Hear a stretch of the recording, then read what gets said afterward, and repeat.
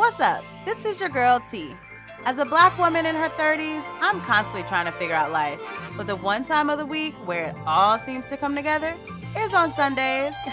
Yeah, that's right. When I talk with my girls at brunch over a glass of champagne. I created this podcast to bring good vibes and open dialogue about various topics from mental health, relationships, personal development, the workspace, to the bubbly that happened over the weekend.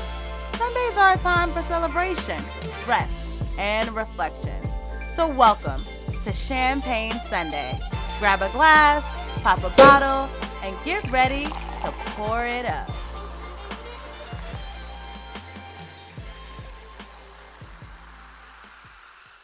Champagne Sunday is pleased to provide you with social media content for your personal education and informational purposes. Reliance on any information provided by Champagne Sunday or by any person or professional appearing on this podcast is solely at your own risk. Hey, welcome back to Champagne Sunday with your girl, T. So I'm glad that you all have found your way back to this podcast. And if you're new to Champagne Sundays, then welcome. I hope that you're enjoying your Sunday and making sure that you're reflecting, having some rest and relaxation, and being mindful about today being a Sunday and not really worried about tomorrow and experiencing Monday blues, but definitely being mindful in what today can bring and hopefully some insightfulness after listening to this podcast. I am drinking Blue Bel Air for the first time this Sunday.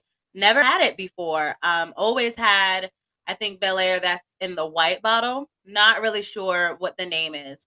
But I can say that this is okay. I don't think it'll be a favorite of mine to continue to drink on Sundays, but I am enjoying this champagne today. It is Champagne Sunday. And who can say no to a glass of champagne? So, on the podcast today, I would like to talk about relationships and just my experience with how I'm starting to kind of perceive relationships and my journey. It's definitely been a long one. I am still single and I am very open to having a relationship soon, hopefully soon. I can't say this. I don't know if it's going to be soon, but hopefully soon be married with kids. But who knows? Again, I'm open to the idea of it all. And so just thinking about kind of my journey and what some of the, I guess, revelations that I've come across just talking with my girls, again, like over brunch and talking to older adults who are married, as well as just listening to just people's experiences with marriage and relationships in general. So here we go. Cheers. Toast up. Pour it up. So, we always have to start the show with a bubbly. And a bubbly is just simply a positive affirmation. It's something that can help you think positively about yourself or your current situation. And so today's bubbly is something that I saw on an Instagram page. And it said, you still have a lot of time to make yourself be what you want. You still have a lot of time to make yourself be what you want. And I think that's a good quote to start off the conversation for today, because I definitely wanted to talk about what it feels like to be a Black woman in her 30s, because I'm in my early 30s, and really feeling like the clock is ticking. I see it on TV, I see it on reality shows, I hear it from my friends, especially, again, those who are single or who don't have kids, about this idea that you need to go ahead and start thinking about your family. Are you going to have kids? Your mother is wanting grandkids. You're thinking about, am I going to be able to give my parents grandkids? Am I even going to be able to see my great grandkids? Because at this rate, it's looking kind of far-fetched. If you think about reality, and sometimes those thoughts can be very somber. It can be very discouraging and sad and negative. And so, but it's realistic when you think about the clock is ticking. And so when me and my friend was having a conversation about the fact that we both are passionate about children, we love working with kids, love everything there is about just early childhood and development and nurturing kids. And we can't see ourselves not being mothers ourselves because we work so long with other people's kids. Like, why wouldn't I have some of my own? And thinking about that, it's mind-boggling to think that maybe our idea or like the plan that we had for having kids and a husband and a house and all of this, laid out plan or idea of how we would have children maybe have to be some type of alternative because we really want kids. We really want to be mothers. And so I also overheard someone talking that, sometimes women at these later stages in life when they don't have kids, they get kind of in this desperate funk of, I'm just going to procreate with anyone I can find. And even though the podcast was joking, saying, older women try to find their husbands are like these men to procreate with, like outside of Home Depot, it was just being very drastic and dramatic. And it was clearly stated as a joke and to be funny. But I do think there was some reality in that. I feel like I can believe it because women have so much pressure on them, especially at this age, to have this ideal lifestyle of being a wife and being a mother. And sometimes people really want it, and the other times people are feeding into the idea of having it because society is saying that they should have it. So when I think about, my journey, and as again I was talking to my friend, I definitely see myself having kids. So now it's becoming, all right, well, there is a clock. There may not be a clock or a timeline on love and marriage and relationships. Like you can be 45 and find the love of your life, but there is definitely a clock on having kids. And so a lot of times people would say, well, you can go about it different ways now and freeze your eggs, or there's IVF. But all of those things are really expensive, for one. And two, some of those things aren't guaranteed, right? Just as having a natural birth isn't always guaranteed, going through those alternative ways also has its risks and possibilities that it's not going to be 100% successful, but they take more time and effort to actually achieve. And it also is a longer process. Those things are kind of scary to think about. Really want to have children, go for it. Like, why wait and put those things off? And it's something that you may really want. And if you know that it's time sensitive, but you feel like, you have your stuff together and you want to do it, then you should go ahead and go for it. Now, a lot of times women be like, no, no, no, I still have time. And that's fine. If you still think that you have time and you're not worried about it, I don't think we should ever put our project timelines onto people. Like, if you feel like similar to me that, okay, it's crunch time, the numbers are crunching for kids, then I shouldn't really be projecting that on to my other friends who may be feeling like I still have a lot of time. I think it's cool to kind of be open minded to where everyone is on their journey, right? And what everyone may or may not want. And so, even thinking about love and relationships in that journey, I think I still have a lot of time for that, but a lot of times people are like, nope, I want the kids, I want the man and everything by 35 or by that midpoint. But it's also like, what happens after 35?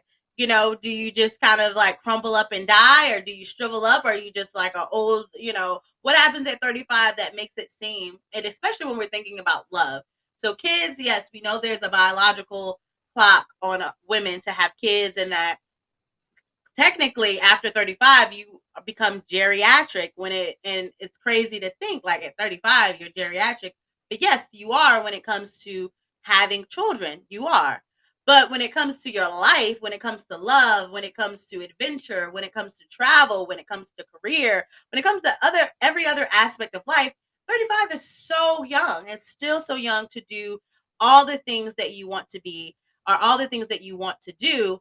And I think, again, going back to that bubbly, it's kind of encouraging or positive to tell yourself that, because that's possible. And even thinking too about kids, again, we live in a time where there are other alternatives, even though it may not be 100% possible or accurate to go that route, and that, the outcomes are going to be what you think. There is still the possibility that it could work for you. It could work for anybody. And so there's still, I guess, more hope in 2022 that you can kind of push some of the timelines or some of the age restrictions, quote unquote, I guess, for a lack of better word, that you can kind of push those boundaries and do things that a lot of women probably weren't doing 20 to 30 years ago, right? And so, because now you see that the age that women are having children, whether it's through surrogacy, IVF or, whatever process, that they're older. And so a lot of times I think about my friend group and that we have all put our careers first. We're very career driven. So, when we were younger, and again, I have having a conversation with one of my friends about our mothers kind of instilled as Black young women that you should go for your degree. You work for you and whatever goal that you want, you should go for it and pursue it. Don't really be worried about right now about, having a husband or having a boyfriend or being in a relationship. No, put yourself first, put your goals first, put your career first, put your studies first, do what you want to do. And then later, all of those things will come. And that's pretty much what I feel like I know that I was kind of taught that, and some of my friends also heard some of those messages, were socialized to that message.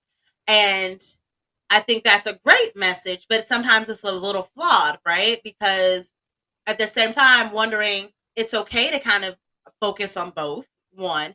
And then two, sometimes I think that focus on your career and the marriage and boyfriend and all that other stuff will come is a little fairy tale-ish to me. And so that's why I titled this podcast No Fairy Tale, because a lot of times, even though we know that Disney fairy tales are not real, right? We know that there's, no such thing as a Cinderella or a Rapunzel or a Snow White, or those princesses, or Jasmine. No prince is going to come and swoop you away. But sometimes even though we may not completely believe in those, sometimes our behaviors are aligned with some of those values, that fairy tale value. Because to me, if you're saying, that focus on your career, focus on you, and the husband will come and all of that will come with it, that sounds good, but it also really reflects kind of a fairy tale thing, that there's no really work that you have to put in, or no sacrifice or time restrictions that you have to give in order to find that person. But you have to find balance in it all. You have to find balance in your social life, and you also have to find balance with your romantic and social life, and then also your career or your social. Why do I keep want to say social life? Because I really like social life. Yeah. But your social and romantic life, as well as your career, your studies, or whatever, you have to find a balance between the two. You can't just focus all on one and expect the other to just magically unfold, right? And so, to me, in the sense of kind of encouraging our young women to do that, it is kind of aligning with that fairy tale image of, your prince will come, your husband will come. But there's work that goes into that, right? And I am slowly but surely learning there's work that goes into dating and relationship. Some of the work that I'm realizing that I have to actually make time for it, right? So my day can go really fast and be really busy, and I'm focused on work, working out, preparing my meals, and it's just me. It's only me and that I'm worried about. And my day can go really fast just thinking about me, right? And so when you're thinking about dating, and I'm thinking, I'm in the place where I'm like, okay, I want to date more. I was told by a mentor that when you start thinking about dating, you have to treat it like everything else. You have to treat it like a goal. Like it's something you want to get married, it's a goal, and you have to put in that work towards it. She phrased it as, we put in work and everything else in our lives to get. So for me, you put in work for your college degree, for your grad, PhD, for your licensure. You put in work for your job. You put in work even for your friendships, your regular friendships with your girls, and the friendships that you've cultivated and made sure that you stayed close to your college friends. You put in work to make sure those friendships are successful today and that they're still thriving. You put in work for everything in your life. Everything involves some type of attention, some type of care, some type of plan, or some type of nurturing, right? So why wouldn't getting married or getting into a relationship not also require that same type of effort, right? And I was like, oh, boom, mind boggling. You're right. Like it does. And I was like, that makes sense to me because I don't put in a lot of effort. I sometimes go onto like Hinge or Facebook dating, and I talk because I'm bored at the moment, right? So I'm bored. I'm talking, I'm swiping, and then I forget about it. And then I come back weeks later. I'm like, oh, I never responded. That's not putting in work. If you really want to make things work or find a relationship, you have to be consistent in those things. You have to be consistent. And I was finding myself like people would text me or say things and I'm not responding. But the thing is, like, if I was in a relationship, I'm very responsive. But how are you going to get there, T? Like, how are you going to get there if you're not putting the work on the front end, right? You have to put in that work. And so I wasn't doing that. And sometimes I'm still not doing it, like, honestly. And I catch myself and I'm like, okay, let's be attentive. Let's be intentional. We all hear that word about I'm intentionally dating. What does that look like, right? So I'm intentionally dating, meaning that I'm only dating people that I feel like if my goal is marriage, I'm only dating people who align with the values that I see in my husband or my significant other. If this person is talking about they don't want kids, why am I entertaining this person? If this person is talking about they want to move to Kalamazoo and I know I want to stay my ass in Maryland, why am I putting myself in that position? There are things that you have to kind of be aligning yourself with.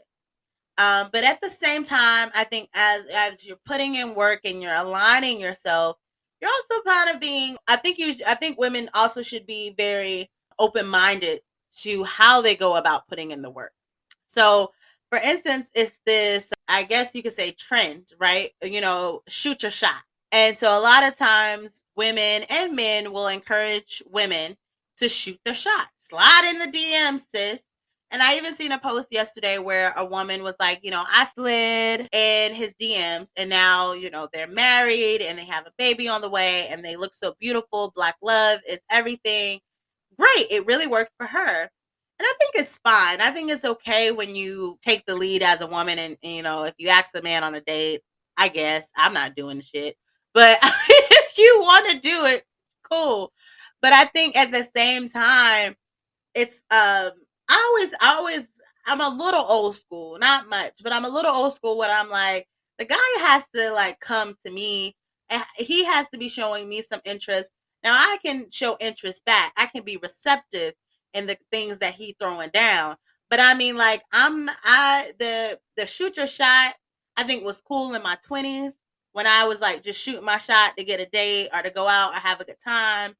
But I mean, I don't know. I don't know what y'all think. And I'm asking like y'all can respond. But go ahead, talk out loud. Talk to yourself. Talk to the speaker. Cause I don't know. People might, say something different, but I personally are like I'm not doing that.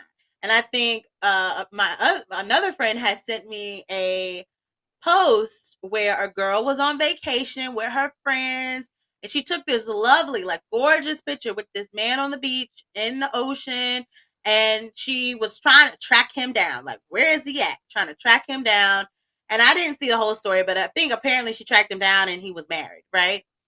So for me I my T's opinion, this is just me thinking, I'm just like, because she was like, oh, when we were on the beach, he was very flirty. It was very, good energy. And I wanted to get his number. And I'm thinking, this is me just thinking, like, if a guy sees a woman and he's interested and he really wants to get to know her more, there isn't going to really be a lot of room, I think, for a woman to try to have to track him down. I just don't think I don't think that that's realistic. I think if a man sees a woman he's single or he's not. Because honestly, let's some men be chasing women and they're married. But if a man sees a woman and that's something that he wants or wants to pursue, he is going to ask for a number. He's going to ask a friend for something. He's going to be like, how can I get in contact with her again? Like he's not going to leave enough room for you to be trying to track him down. He's just not. So to me, that was a hint like, girl, you should have just let it be in a moment. Take a nice picture on the beach with it looks sexy, post it, and keep it moving. You asking people to locate this man, and now you realize he's married. Honestly, yeah, he probably shouldn't have been doing all of that on the beach, and he's married. I ain't even gonna like give him, no pass on that.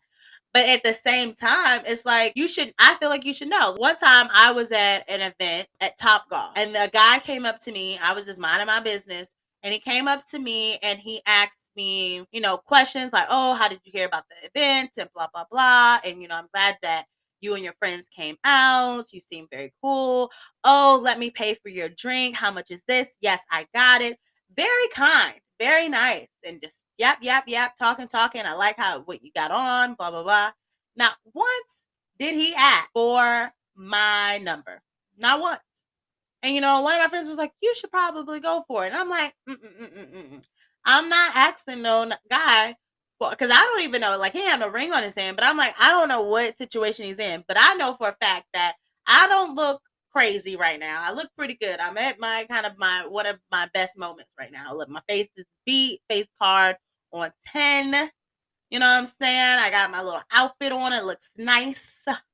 So I'm like, if he was interested, he gonna ask, right? He gonna ask, and he ain't asked. So he went to me. He ain't interested, because it's not like it's different when I think you're out and a guy approaches you and you're offish and you're kind of got an attitude. Because there are some girls who got an attitude. They want to, they trying to play hard to get, don't want to talk to you. But if you're being approachable, you're being nice and engaging, and he's still like not asking, there's just some shit is wrong. Something is off. Either you're not really that attracted to me, or you're just being nice and cool. You can be nice. I like nice people. Um, and so turn out, because I'm kind of curious, like most women. I got a side job as an FBI agent. Don't tell nobody. Shush, shush, shush. So I go on Instagram. I go looking up his organization. Looking up some names. Ended up finding his Instagram page, and boom! Sure enough, this guy is in a whole relationship with a girl. I think they might have been engaged. I think they just got engaged or something. And then she also has a baby on the way. So there you have it, right? Like, even though he was being very nice, I don't think he did anything that was inappropriate, to be honest. But I had to say boom for dramatic effect. But it's like boom, see, like, he ain't asked me for my number because he can't do nothing with me. Like, he's in a whole relationship. So him asking for my number is nothing. Like, it's not it. So anyways, all that is to say is that yes, relationships and trying to pursue being in a relationship, trying to pursue marriage is something that you have to do. It involves effort. It involves work. It involves putting yourself in places where you may find your significant other, whether that's the grocery store, whether that's going to the bank, whether that's me, I was thinking about going to LA Fitness that they just opened up down the street, getting them gym membership. The guys, they like to play basketball on Saturdays. I might go in there with a nice fit and see what it do. But I mean, like, you have to put yourself in situations where you're open or you're gonna meet people. And I realized, like, I can't just stay home. Like, I can't stay home. I'm not gonna meet these people, any guy, if I'm just like staying home in my own bubble, right? And I'm not gonna meet any guy if I only go on Hinge and Facebook dating when I'm bored, and not when I'm actually intentional about making some connections, right? So it's about just being intentional. But also, when you're being intentional, be smart, ladies. Be smart about the intentions that you are making.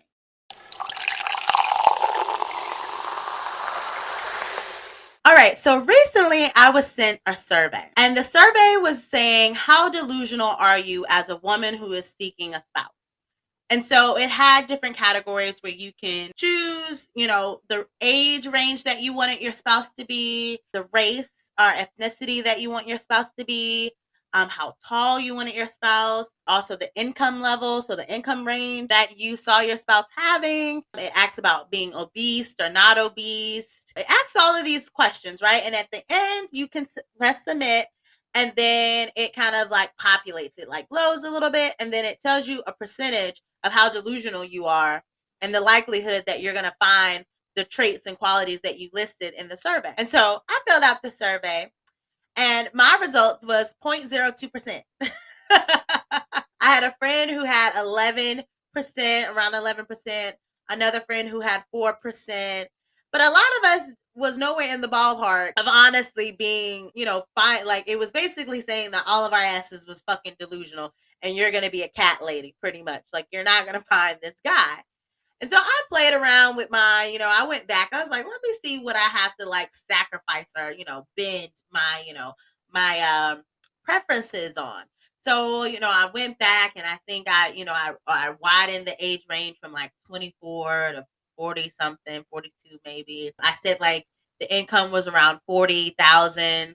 Because I think a while ago I heard that I know the average income in America is around, somewhere around 30 to 40,000. So I was like, fuck it, all right, around 40,000. We'll do that. I think I changed the height to like 5'7". Instead of just black, I put that any race, all races, and I put like, yeah, he could be obese. He can have a CPAP machine. He can sleep with that at night. Okay, yeah. So I I did that, and then I got my results back. I pressed submit. They loaded, got my results back, and it went up to like 15. So I was like, all right, okay. So you're saying that I am more likely to get married if I date a 24-year-old, 250-pound, 5'7", perhaps he's short, man who makes 40K, and he's probably gonna be white. Like, okay, yeah, like that's my probably the best bet I have at marriage. I was like, whatever. Like, again, it was all like fun and games. But it did bring conversation back to mind that I had one time with my ex. And we were having a heated debate about women, Black women in particular, who make a lot of money and who have these very unrealistic standards about marriage and what they want in a relationship, but they really claim that they want to be married, yet they aren't willing to kind of be more realistic about what they want in a spouse, or what they can at least probably obtain in a spouse, I should say, what they can obtain in a spouse. And I remember thinking to myself, like, you're trying to say that, women need to settle. You're saying that women need to settle. And I was like, I don't want to hear anything about women needing to settle, because women can have it all. Like, we can, we should have high standards. We should be able to want these things in a spouse. But now when I kind of think back to the conversation, I'm able to see a little more of his side, because I think that what he was trying to get across, which I still understand my side. I don't disagree with what I was saying back then. I still stay true to what I was saying. But I see more of his side of where that because of the female to male ratio, we as women don't have a large pool to pull from, especially if we're going to narrow it down by race. If we're only going to say, I'm only going to pull from people, but men who are Black, that kind of narrows our pool of men that we can pull from for marriage. But then we add on top, he has to have a graduate degree, or he has to have a PhD, and then he has to make like 70, 80K, and he has to have this, and we just like start piling on things. And even though the things that we're piling on, because this is where I was saying, like, you should have standards. Even though the things that we're piling on make sense, like they aren't too high. I don't think they're like too high of a standard, right? I think they're within normal limits of what you may want in a spouse, or what you should want, especially if you're reflecting kind of what your achievements are, right? So if you are a person who, has a graduate degree or PhD, or if you're a person who are making this income and you're seeking kind of a spouse who kind of reflects your achievements, right? It makes sense. It's within normal limits, or it's logical to want that within a spouse, right? The desire to have that is not wrong. And I think that was where I was trying to get my point across. Like, the desire for women to want more is not wrong. You should want more from whoever you're seeking as a partner. But I think what my ex was saying, although it may be within normal limits, although it may be logical, it's not realistic, I guess, in a sense. Like, it's not realistic given the numbers. If we're only thinking about a numbers game, it's not realistic when we're thinking about numbers and about our Black men and where they are right now. And not necessarily that saying that our Black men aren't successful, because our Black men are doing really well. Like, we have successful Black men, and there are definitely eligible, successful Black men who probably meet a lot of the categories, especially in the DMV where I am. Like, for me, I feel like it's more likely. But if we think about the numbers and how it adds up, like how many of those men compared to how many women, then that's when it's like, oh, sis, you probably, finding him is going to be like finding a needle in a haystack. Like, you could find, like, it's there, but like, girl, you can probably find something just as better that you might honestly like, but because you have this, this idea of what you want your significant other be, you might shutting down or kind of blocking out blessings in a sense. And in that sense, I think about it in that way, and I think that makes sense because the numbers aren't in our favor at all. But Black women are getting married. I mean, when you think about it, I think it was a study by Avery Tolson from Howard University. He did a study about Black women getting married because there's always these stereotypes of Black women aren't getting married and they're single and they're upset and they're angry and all of that shit. But in reality, he saw that no, Black women are actually getting married at a high percentage, right? But it's also thinking about who are they marrying, when, what age are they getting married at? Do they already have kids when they're married? All of these other factors that may play in that marriage or that marriage idea. And so that kind of goes back to what I was saying in the beginning as, this fairy tale that we believe in, that it should just go this perfect way. But sometimes we have to let go of that plan. I think a long time I heard on being Mary Jane, it was like sometimes, and I kind of spiced up the quote because I added God in it. You always got to add God into anything you do. And so you have to sometimes let go of the plan that you have to allow the plan that God has for you. So I added the God part in there, but to allow the plan that God has for you, because we always have these grand these grand schemes. We be ready, especially Black women especially. We ready to plan. A lot of us have got the type A personalities. We ready to plan.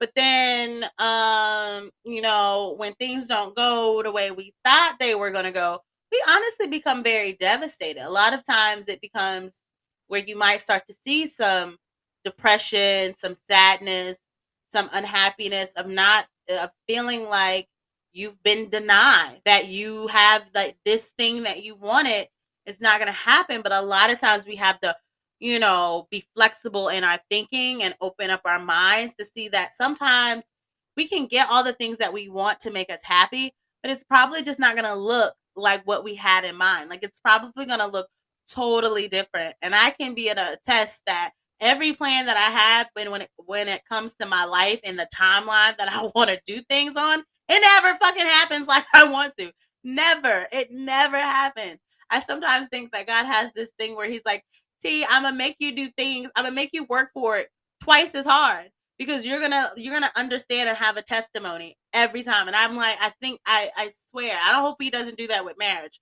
but I'm like, I feel like he does that with a lot of things where I have to do things where it seems like double time around, and it always works out perfectly when it happens. I'm like, oh, this was divine timing. But it's that first hurdle when it doesn't work, where it's like, oh my God, it's like you have to grasp with the failure part, right? And I also think sometimes with that being where you're thinking that my plan didn't work out like I thought it was supposed to, and it starts to lead to maybe some sadness or feelings of failure or disappointment. I think a lot of times we're stuck in that space because we thought that one thing or whatever we were aiming for, and in this case if it's a relationship or if it's marriage, we felt like it was going to be a miracle fixer. Ask you all to think about, have you ever thought that once you achieved a goal or achieved something, that life or everything gonna be ta-da? You just thought it was going to be fixed, like everything was gonna be better. You were gonna be happier. Life was gonna just be free of problems, and everything was just gonna be sunshine, roses, daisies, and all that gooey, lovely stuff and that good feeling. Like if you ever think about when you are praying and you say, God, if I can only get this promotion, if I get this job, I'm not going to ask you for anything else. Like I just need to get this job, or I just need to graduate. I just need to finish this program. Or if I can just get this house, or if I can just get approved for this apartment, like if I can just get this one thing, I know life is going to be okay. Like I can do it. I'm going to be good. But honestly, life doesn't work like that. It's always going to be problems. Because even when you have your biggest achievements, sometimes your biggest achievements can come with some of your biggest downfalls and biggest problems. And in life, and I again saw a quote that it was saying that you're going to have to just learn how to be a problem solver. You're going to have to learn how to live life and solve problems. Like life is not going to be without problems. So yeah, you got this marriage now. Marriage is hard work. And I ain't even in it. But I done heard some people say some things. I done seen some things with my eyes, heard some things with my ears. Marriage is hard work. It ain't easy. It ain't like it's like I think it's lovely. I think that people get a lot from it. I think that is a great connection and bond that people have. But it takes work, right? It's not gonna just be this magical thing that happens. And the same thing, and I can believe it because relationships are fucking hard. Like just being in a fucking boyfriend girlfriend relationship is hard. So I can't imagine being in a marriage with someone, right? Like how hard that can be to kind of day to day to work out those things or issues or to be a team, to be a united front, to work through things together, to be problem solvers together and have a toolbox of things that you use to cope through stuff and to figure out how stuff works, and to still kind of be who you are. And so even when again I think about relationships, and I think a friend was telling me that she was in a new relationship, and if you're around a positive group of women, whenever somebody enters into a relationship, it's always it could be it's the cheering, it's everybody is happy. Everybody is yay, sound like little fifth grade kids. Everybody is really delighted, right? But the thing is, when you're in a relationship, you can feel, even though everybody might be happy for you and excited for you and the things you're going through, you can be confused as hell. And I remember a friend was telling me, like, oh, I haven't been in a relationship in so long. I forgot what it was like. I'm not, this is new to me. And I remember feeling similar things when I was first in a relationship, tell the simple thing of informing someone of where you're going to be was very, very odd to me. But I understood why it needed to happen. But it was something I had to get used to of, okay, well, I'm going here. Or just keeping someone in the know of like what you're doing, what your plans are, and not necessarily asking for permission, but just being respectful of, hey, this is where I'm doing, this is where I'm going. But still new because I'm used to just I'm doing me. I don't check in with nobody. So even simple things like that was hard. And then I think what I really needed in my relationship was grace. I love saying that word because grace is real. God can give you grace, but sometimes you need to give yourself grace, and sometimes you need to ask people to give you grace. And when I say grace, I mean basically the space for understanding, to make mistakes, because a lot of times people will be really vindictive and be petty or be mean and not be able to or not fully understand sometimes your mistakes. They may think that they were malicious when really it was just like, I didn't know, or I made a mistake. Now, if you're making you made a mistake and you're really trying to learn from it and fix it, I feel like if someone's not really giving you the space to show that you're changing or show that you're trying to make up for the mistake, it's probably not a place or a relationship you need to be in. Because if someone's always going to hold you to that mistake that you made, it's not worth being in that space. Because that, for me, it started to mess with my mental health. I started to feel negative about myself because that person was always looking at me like I was doing something wrong, or always kind of holding something over my head. And I couldn't take it. And for a minute, it was like, oh, well, I was really horrible. But you have to really think, no, things happen. Mistakes happen. Or two, you have to know how to draw boundaries on who you're going to be and what you're going to do and what you're willing to compromise on.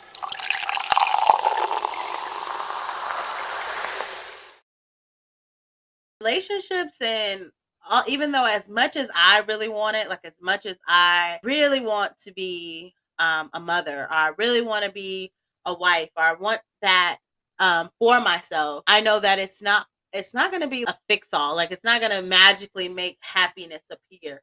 It's not going to magically make, if you're not happy as you are, you're not going to be happy with someone else. Like you have to be happy with who you are, for what you are, alone and by yourself, before you can say, okay, yeah, me being married is going to make me happy. It's going to make me, I'm going to be great.